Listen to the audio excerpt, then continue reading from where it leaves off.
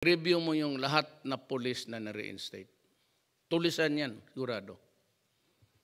At saka there will be special unit of, hindi ko sabihin sa inyo, who will keep track of mga police na paalis. Kasi kung napaalis yan sa serbisyo sa kalukuhan, yun ang trabaho niya, pag-alis niya. Mga karamihan dyan na may warrant na, kita mo yung kidnapping, yung anak ni yung sinunog. Previously, he was also involved. Lahat na may kaso na police, na mga murder previously, bigyan mo ako isang linya. Ako na ang bahala sa kanila. Ako na ang bahala sa kanila.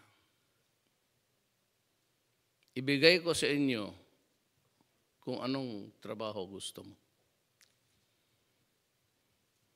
Huwag ninyo kaming civilian. Sinabi ko sa inyo, ang civilian dapat dito sa Pilipinas makalakad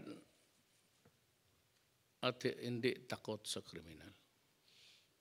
Ito ngayon to all, to the military, and to the police, and to the NBI, dapat ang kriminal matakot makita in public.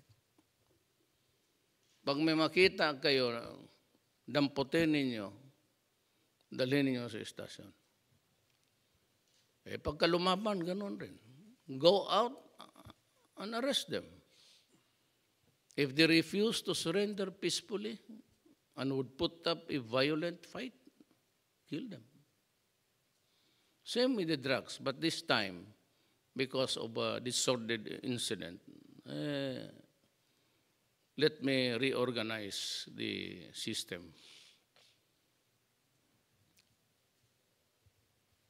Kaya ang kalaban natin dito, yung mga police na kriminal. Ba't ka siguro, dahil nahanan na lang ng patay ang mga putang ito. Tuwing niya ulistahan, basta yung na-reinstate, nakakidnap na, nag-hold up na mga putang inang kayo, tapos may sweldo pa. Siniswerte kayo kung gano'n. Gawain ninyo ang Pilipinas, gano'n.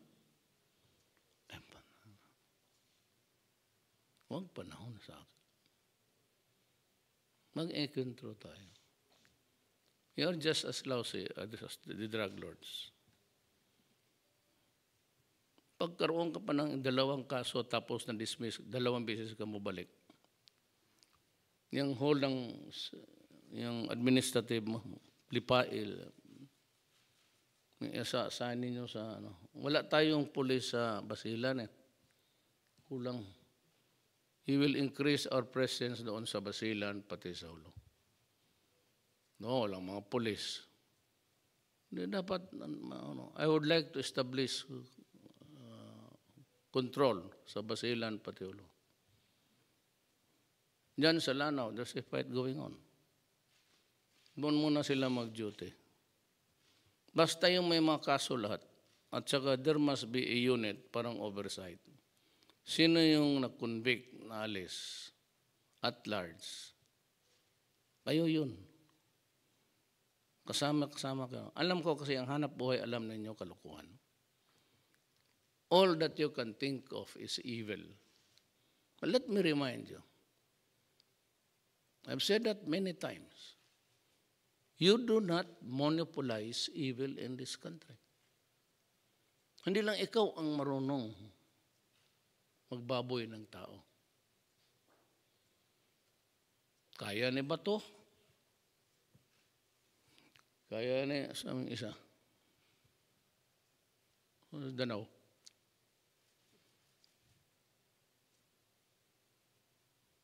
Nung lahat na dumaan sa Davao, that's Danao. I think he will. Halika na dito. Umupo ka. Umupo ka dyan kay Air Force tabi.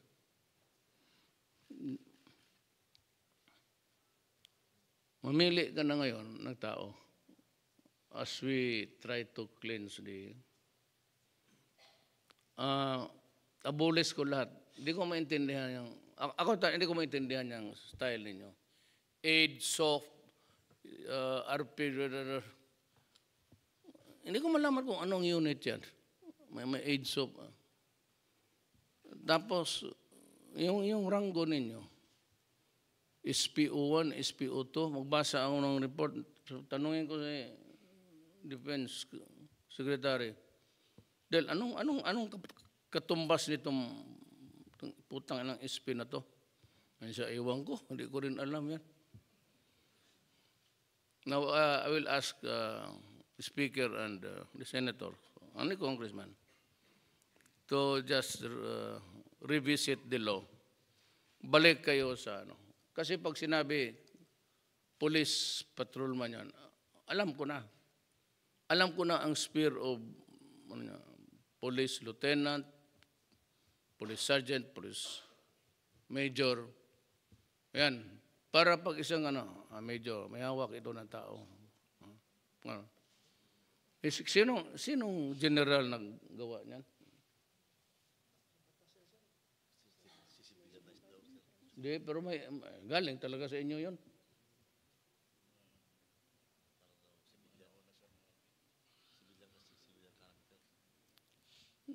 Wala sa Amerika, civil police sergeant. Ano lang yan, semantics or nomenclature. But it will be easy for the civilian, including me, to just get a lieutenant. Alam ko na kung hanggang ito.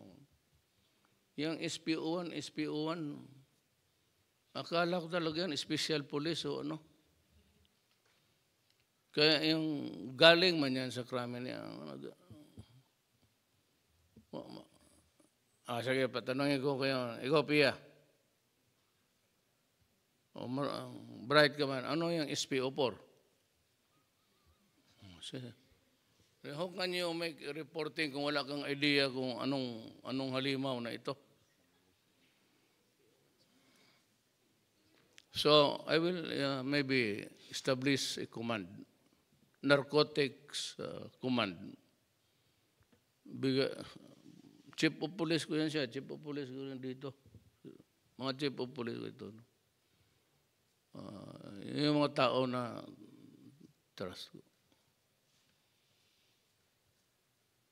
Until that time, i-plancha mo na. At tungkunin yung mga sabi ko may kaso. Iyayariin ka talaga niya. Pati ikaw. Ibalik ko yung narcotics ko. Tapos balik ko yung simpleng titulo.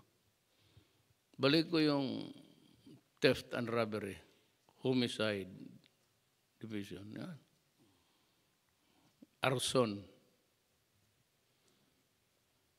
Yun ang ibalik natin sa trabaho na para focus sa... Tapos ito ang isa pang ayaw ko. Itong Amerika mahilig mag-imbita ng mga pulis. Quantico, tapos ang Japan, ang field of forensics. Pagdating dito sa Pilipinas, kung saan-asan isign. Sabi mo, kung anong pinag-aralan mo, diyan ka. If it's about warfare, then you should be assigned sa SAP o sa ano. Nakakalito talaga. Karami yan. Si pinuntahan ko sa may pinapunta ako sa Israel. Pagdating doon sa Davao, makita ako sige lang basketball.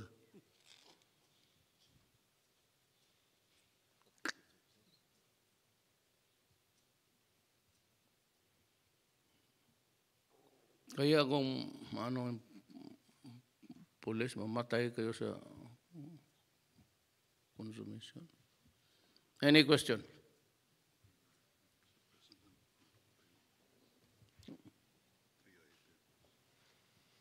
Joseph Morrow of GMA. Sige, go ahead. Sir, good morning. Well, sir, can I go first to General Bato and then to you? Yes, of course. General Bato, can we ask for the reason why you offered to resign yesterday? Bakit po kayo nagkaroon ng decision to resign, which was rejected by the President? Because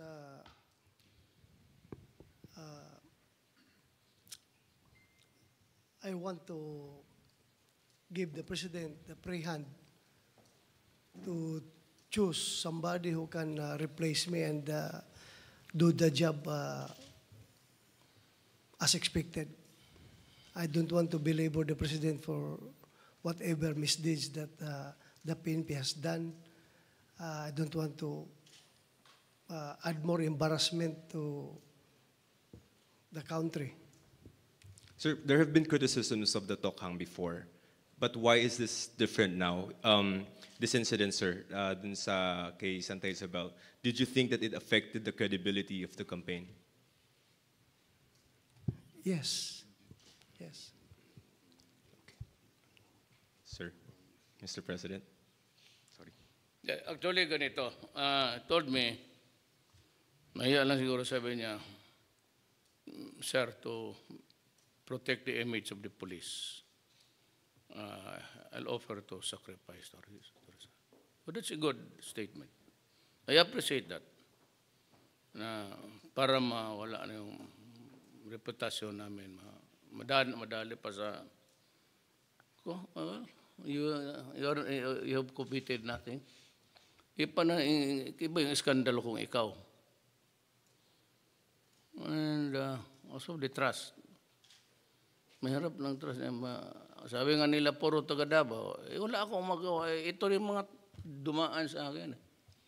At ito hindi naman matatagal itong Danao na ito kung corrupt yan. Tapos tarantado. I mean, there might be temptations, but I'm sure that they will resist it. Kasi siguro na alam nila na it will destroy the friendship and relationship. Sir, if I may ask a question. Ito, Sir, why did you, sige, go ahead. if you want to read something, sir? Sige. Sir, why did you think, sir, that Dumlao is the mastermind? And where do we place Santa Isabel in the scheme of things, sir? Well, because he said that he's now a suspect. So nandiyan ka sa barracks, dapat hulihin ka. Suspect ka na eh. And has to be investigated. You have to be there for 36 hours, as a matter of fact. But because of the gravity of the charges and the very stupid crime that they committed, if I were Dumlao, I'd stay inside. I'm not trying to threaten you. Stay inside the prison. Do not go out, magsaping-saping ka. Magmulmol ka na. Mamulmol ka talaga. Galit ako. Ibig sabihin. Kasi pati ako napahiya. Kaya doon pa sa criticism sa, I will not mention the place, that bakit raw ako pumunta sa birthday ni Bato na itong nangyari. Why? Should I lose my civility? Hindi ko pa nga alam kung anong kasalanan niya. I seldom attend parties, but kung yung mga sila, because they are my closest friends, I could not have succeeded in Davao. Totoo lang. Kung wala akong suporta na ito, yung sila, si Morente, Danao, si Koy. Yan, ang chief of police ko rin yan. He used to be the aide camp of President Ramos before. They served the full term of their assignment there. So wala naman, malaman ko nang malaman eh. Masabi yung mga video karera, mo na yan. Kulang man ang ano, but pati yung financial infrastructure ng ipasilip ko uli. Again, may isa pa dito, may mga tao, babae, magaganda, pinakita sa akin yung picture, kilala ko, punta doon kay Tugade, punta doon sa na kilala na may blessing sa akin. Putang ina kayo. Huwag niyo gamitin pangalan ko. Sinabi ko nga,